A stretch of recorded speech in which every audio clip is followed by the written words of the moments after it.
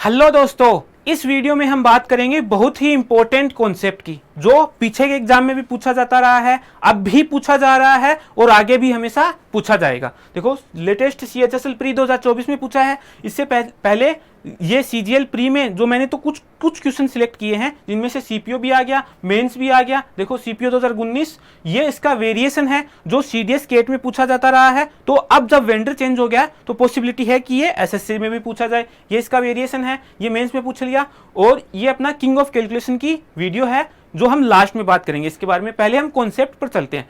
तो कॉन्सेप्ट ये अपना है कि इसका जनरल व्यू मैं बताऊं आपको तो ये बात ऐसे है कि कोई डिस्टेंस है, इसको कवर करना है। तो इसको कवर करने के लिए एक फिक्स स्पीड है ना। फिक्स स्पीड है तो इसका एक फिक्स टाइम भी है जिसको हम नॉर्मल टाइम बोलते हैं। अब क्वेश्चन क्या बोलता है हमें कि जब वो इस नॉर्मल स्पीड से थोड़ा सा धीरे चलता है तो उस स्पीड को S1 बोलेंगे हम, और उस कंडीशन में उसको टाइम ज्यादा लगेगा, पहली बात। दूसरा, जब इस नॉर्मल स्पीड से जब वो थोड़ा सा तेज चलता है तो उसको S2 बोल दिया हमने, और उस नॉर्मल स्पीड जब वो फास्ट चलेगा तो थोड़ा टाइम कम लेगा, इसको हमने T2 बोल दिया। अब वो क्वेश्चन में देता है कि हमें ये वाली और ये वाली वैल्यू देता है और पूछता है टोटल डिस्टेंस। ये टोटल डिस्टेंस पूछता है हमें, ठीक है। तो इसको करने के लिए हम बेसिक से सोल्व कर सकते हैं हर एक क्वेश्चन को। दूसरा क्या कर सकते हैं, हम इसका एक जनरल फॉर्मूला ड्राइव कर सकते हैं।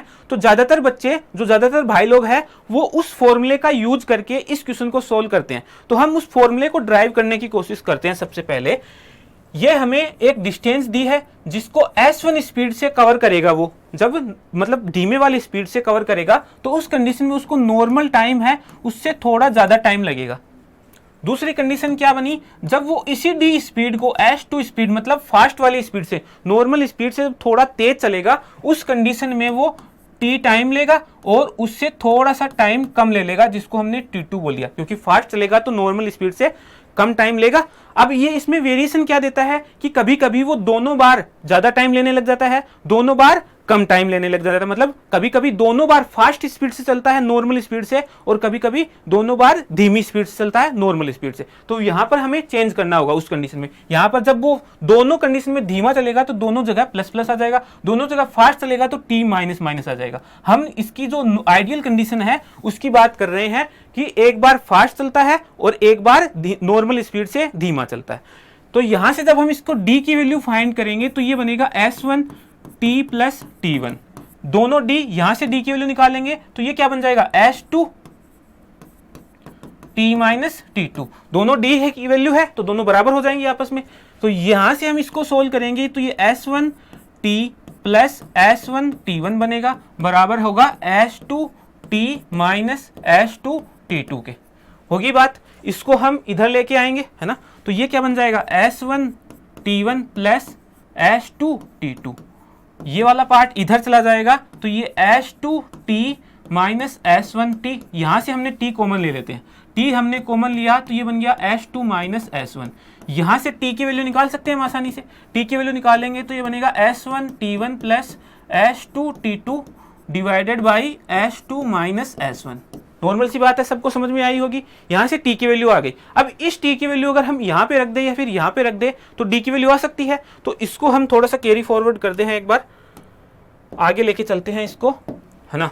ये T की वैल्यू हम यहां पर रखेंगे, यहां पे हमने रख दी T की वैल्यू। तो D बराबर क्या बनेगा S1 T की वैल्यू ये रख रहे हैं हम, तो ये बन जाएगा S1 T1 plus S2 T2 upon S2 minus S1। Plus में क्या है, ये T1 है जिसको हम इसको एलसीएम लेके मल्टीप्लाई कर देते हैं और आगे इसको कैरी फॉरवर्ड कर देते हैं ना। ये S2 कंप्लीट कर देते हैं इसको S1, ठीक है। यहां से इसको सोल्व करेंगे। अब इसकी कोई जरूरत नहीं है, इसको हटा देते हैं, इसकी भी जरूरत नहीं है। तो इसको जब हम सोल्व करेंगे तो ये S1 T1 बनेगा प्लस S2 T2। इसको सोल्व किया तो ये S2 T1 और ये माइनस बनेगा S1 T1। नीचे आ जाएगा S2 माइनस S1 और बाहर क्या चल रहा है अपना S1 चल रहा है। यहां से देखो ये माइनस का और ये प्लस का दोनों कट गए, इसको काट दिया। दोनों जगह से S2 हमने जब कॉमन लिया तो ये क्या बन गया S2, ये T2 प्लस T1 अपॉन आ गया S2 माइनस S1 और बाहर है S1। तो ये है D का फॉर्मूला, जो डिस्टेंस आई है इसका फॉर्मूला आ गया, है ना। ज्यादातर भाई लोग इसी का यूज करते हैं इस तरीके के क्वेश्चन को सोल्व करने के लिए। क्या है फॉर्मूला कि दोनों चालों का मल्टीप्लीकेशन डिवाइडेड बाय दोनों चालों का डिफरेंस और दोनों जो टाइम है उनका एडिशन। यहां पर बोलते क्या है कि इन चालों का ये जो टाइम है इनका डिफरेंस बोलते हैं, लेकिन फिर क्या कंडीशन लगाते हैं कि जब वो दोनों एक बार लेट हो गया एक बार फास्ट आ गया तो दोनों टाइम को हमें जोड़ के लिखना पड़ता है, जो हमारा फॉर्मूले में आया है ना।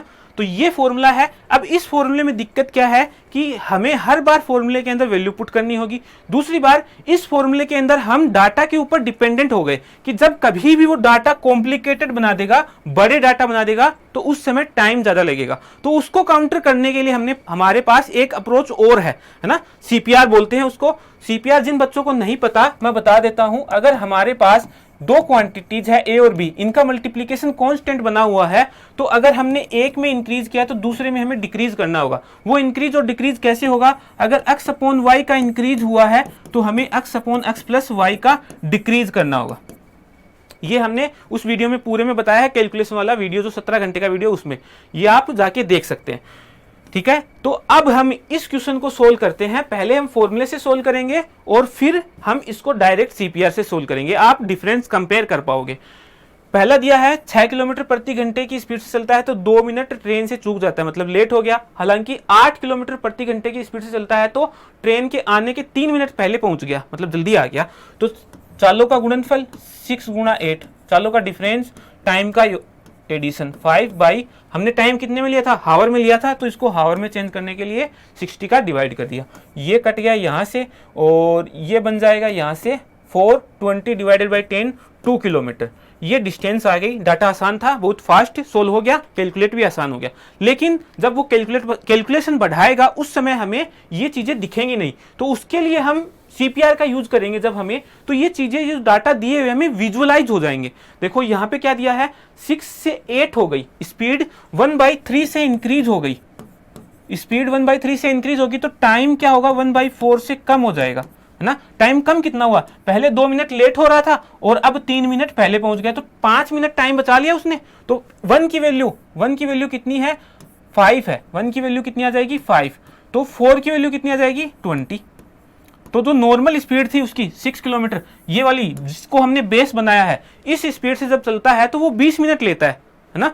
तो 20 मिनट का मतलब क्या हुआ? 1/3 हावर। 1/3 हावर मतलब 6 मल्टीप्लाई बाई 1/3, तो कितना आ जाएगा? 2 किलोमीटर। तो डाटा पे डिपेंडेंसी कम हो गई ना हमारी।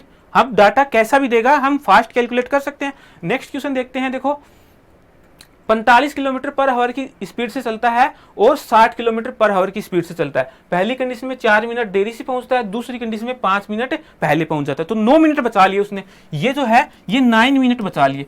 तो स्पीड बढ़ी कितनी? देखो इसकी 1/3 से स्पीड बढ़ी है तो 1/4 से टाइम कम लगेगा। 1 की वैल्यू 9 है, 4 की वैल्यू 36 मिनट है। 36 मिनट का मतलब कितना हो गया? 3/5 आवर। 3/5 हावर। और उसकी स्पीड कितनी थी? जो बेस हमने काम में लिया था वो 45 थी, तो ये 9, तो कितना आ जाएगा? 27 किलोमीटर। 27 किलोमीटर। ठीक है, नेक्स्ट चलते हैं। एक व्यक्ति अपने घर से 30 से चला और फिर 24 से चला, तो उसने स्पीड कम कर दी। तो फिर पहले 10 मिनट देरी से पहुंचा, फिर 18 मिनट देरी से पहुंचा, तो यहां पर उसको 8 मिनट ज्यादा लग गए। 8 मिनट ज्यादा लग गए। स्पीड उसकी 30 से 24 हो गई, मतलब 1/5 से कम हो गई, तो उसकी जो टाइम होगा 1/4 से बढ़ जाएगा। बढ़ा कितना है? 8 की वैल्यू 8 है, तो 4 की वैल्यू कितनी आ जाएगी? 32 मिनट। 32 मिनट लगाएगा। जब 30 किलोमीटर प्रति आवर की स्पीड से चलता है वो 32 मिनट लेता है। 30 किलोमीटर पर आवर का मतलब क्या हुआ कि वो 60 मिनट में 30 किलोमीटर जा रहा है, तो 32 मिनट में कितना जाएगा? 32 मिनट में 16 किलोमीटर जाएगा। ठीक है, नेक्स्ट चलते हैं। देखो अभी एक निश्चित दूरी 6 किलोमीटर प्रति घंटे की चाल से तय करता है, अपने गंतव्य 12 मिनट पहले पहुंच जाता है। यदि वह इसी दूरी को 4 किलोमीटर प्रति घंटे की चाल से तय करता है तो वह अपने गंतव्य पर 10 मिनट देरी से पहुंचता है। तो बचा लिया कितना उसने? देखो पहले 22 मिनट बचा लिया उसने, 22 मिनट, इनको 22 मिनट हो गया। 6 किलोमीटर प्रति घंटे की चाल से चला, फिर 4 से, तो 1/3 से उसने स्पीड कम कर दी, तो टाइम 1/2 से बढ़ जाएगा। 1 की वैल्यू 22 है, 2 की वैल्यू 44 हो गई। 44 मिनट जब वो चलता है 6 किलोमीटर पर आवर की स्पीड से, तो टाइम लेता है 44 मिनट।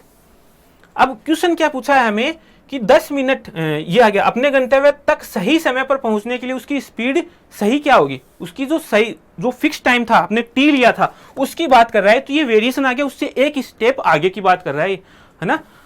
तो अब इसको फाइंड करने के लिए पहले हमें डिस्टेंस चाहिए होगी, 44 डिवाइडेड बाई 60 इंटू 6, तो ये कितना आ जाएगा 44/10, ये आ जाएगा उसका डिस्टेंस, ये आ जाएगी उसकी डिस्टेंस। ठीक है, डिस्टेंस आ गई। अब 6 किलोमीटर प्रति आवर की स्पीड से चलता है, 44 मिनट लेता है, तो नॉर्मल टाइम कितना उसका, इस कंडीशन में 12 मिनट पहले पहुंच गया, तो उसका नॉर्मल टाइम 44 + 12 रहा होगा, मतलब 56 मिनट। तो इसमें 56 का डिवाइड कर दे, 56, 44 डिवाइडेड बाई 10 मैं यहाँ लिख रहा हूँ, 44 ये 10 डिस्टेंस है, इसमें 56 इंटू 60 का ये डिवाइड कर देंगे, तो क्या आ जाएगा, अपने पास स्पीड आ गई। ये 0 से 0 कट गया, यहाँ से हम 8 निकाल सकते हैं, यहाँ से कितना बनेगा 4, तो 11 बच गया, यहाँ से 2 निकाला तो ये 3 बच गया, और यहाँ से हमने ये 8 से डिवाइड किया तो ये 7 रह गया, तो 33 डिवाइडेड बाई 7 आ गया, तो ये कितना बन गया 45/7 किलोमीटर, है ना।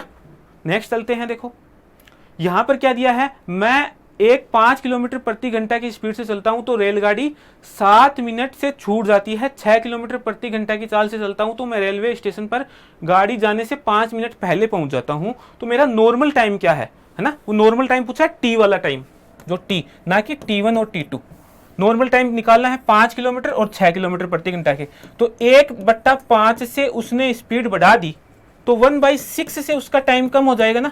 और टाइम कम कितना हुआ है, 7 और 5 12, 1 की वैल्यू 12 है, 6 की वैल्यू 72 मिनट है। तो जब वो 5 किलोमीटर प्रति आवर की स्पीड से चल रहा है, उस कंडीशन में उसको 72 मिनट लगे, लेकिन वो 7 मिनट यहाँ पर छूट जा रहा है ना, मतलब नॉर्मल टाइम वो लेट हो गया, 72 में तो लेट हो गया, तो जल्दी पहुंचना होगा उसको, 7 मिनट पहले पहुंचना है, तो उसको 65 मिनट लगाने होंगे, है ना।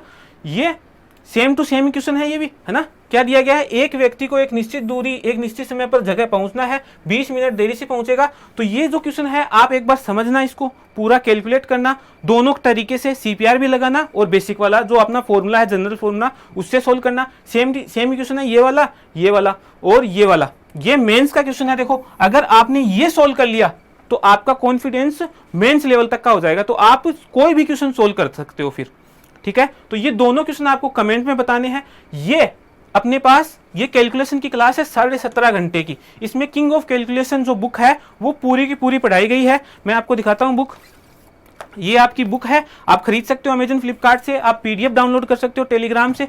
ये पूरी की पूरी बुक पढ़ाई गई है 17.5 घंटे में, जिसमें फर्स्ट पार्ट है केवल, मतलब स्टार्टिंग के 13 चैप्टर्स, और इसी के अंदर पूरे के पूरे जो ये CPR हो गया, डिजिट सम हो गया, square root, cube root, multiplication, last digit, last 2 digit, ये सारी अप्रोचेज डिटेल से बताई है, बहुत ही अच्छी प्रैक्टिस के साथ में। मतलब जितने भी पॉसिबल क्वेश्चंस थे वो सारे के सारे हमने करवाए हैं इसके अंदर, तो आप ये सारे देख सकते हो। CPR भी वहां पर समझाया गया है, और जो आगे का वीडियो आएगा उसमें हम CPR के एप्लीकेशंस भी देखेंगे, जो इसका सेकेंड पार्ट आएगा, है ना।